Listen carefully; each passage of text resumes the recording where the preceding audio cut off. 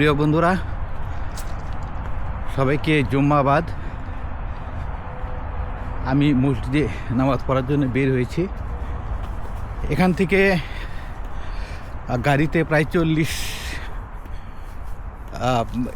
গাড়িতে প্রায় 20 মিনিটের রাস্তা। ইনশাল্লাহ নামাজ পড়ব মসজিদে। এগুলো হলো সেই রঙিন পাতা ঝরে দিয়ে গাছগুলো সেই করুণ পরিণতি। এটা হলো গাছের এক ধরনের আত্মরক্ষা। কারণ এই পাতাগুলো যদি ঝরে না ফেলে তাহলে তাদের দেহ থেকে অতিরিক্ত